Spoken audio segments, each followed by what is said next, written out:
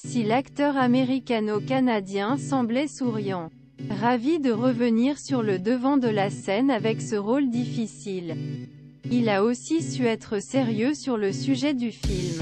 Brendan Fraser met ainsi en lumière son travail avec la plateforme en ligne Obesity Action Coalition, pour contrer les réactions outrées de certaines personnes obèses aux États-Unis, qui ne se sont pas reconnues dans le portrait qui est fait de leur maladie. Au-delà des préjugés, il faut comprendre que ce film est son sujet. Dès le titre consiste à nommer ce préjugé qu'on fait peser sur les personnes qui souffrent d'obésité, commente l'acteur. Le titre n'est pas une blague pour se moquer d'eux. C'est une référence au roman Moby Dick de Melville. Ces gens qui vivent avec l'obésité comme Charlie existent. Ils restent cachés derrière les portes fermées d'un appartement, d'une chambre quelque part dans l'Idaho ou ailleurs. Nous devons tous manger.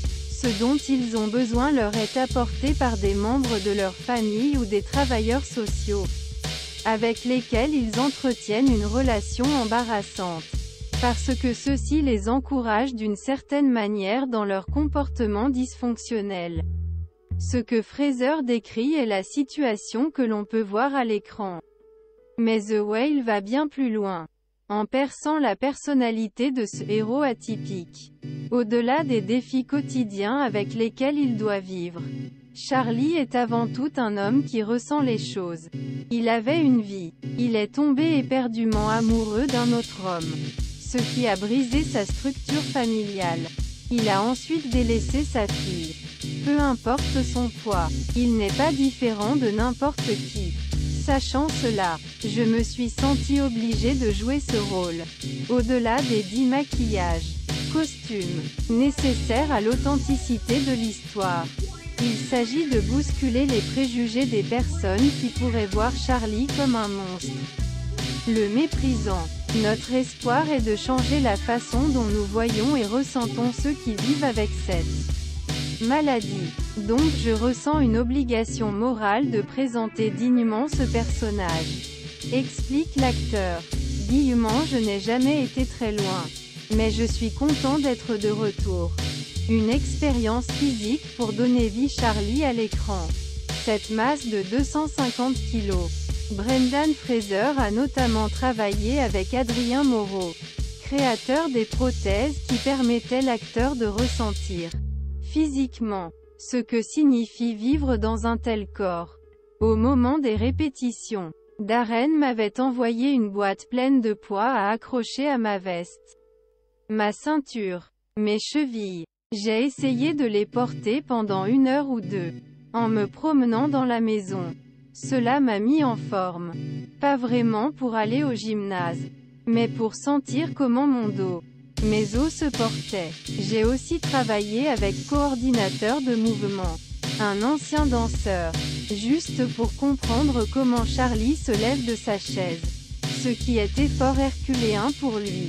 C'était très important, car c'est un point central de l'intrigue, qui mène à l'apogée émotionnelle du film.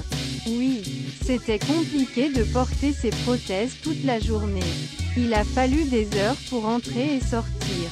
Mais cela m'a vraiment aidé à comprendre ce que signifie vivre avec l'obésité.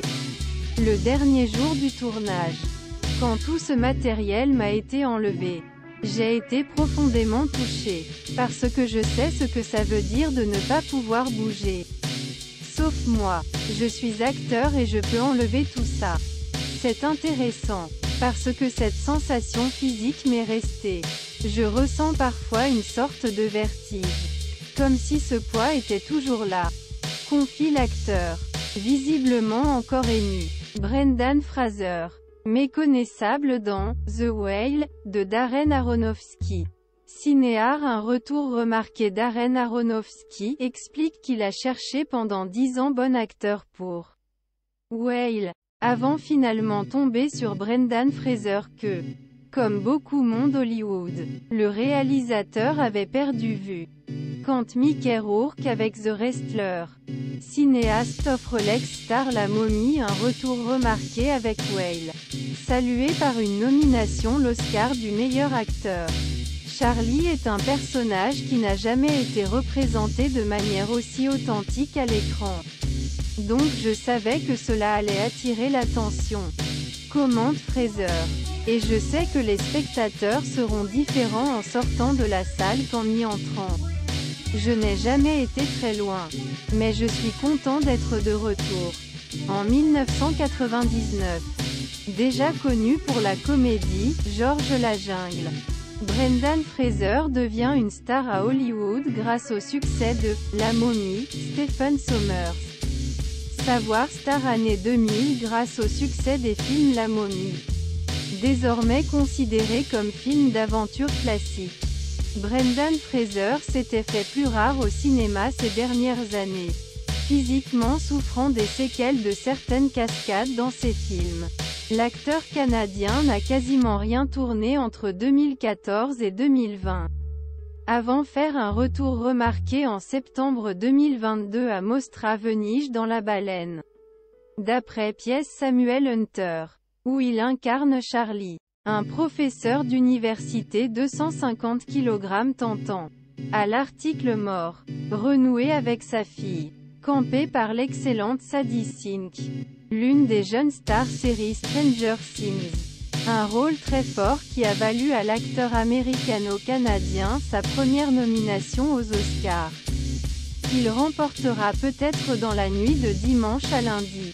Brendan Fraser est également à l'affiche No Sudden Move de Steven Soderbergh et on pourra bientôt le voir dans Heirs of the Flower Moon, le nouveau film Martin Scorsese, prévu sur Apple TV+, alors qu'on aurait dû le voir dans Firefly, un ennemi de Batman, dans Batgirl des Flamands Adil El Arbi et Bilal Fallah, un film tourné mais mis au placard par la Warner.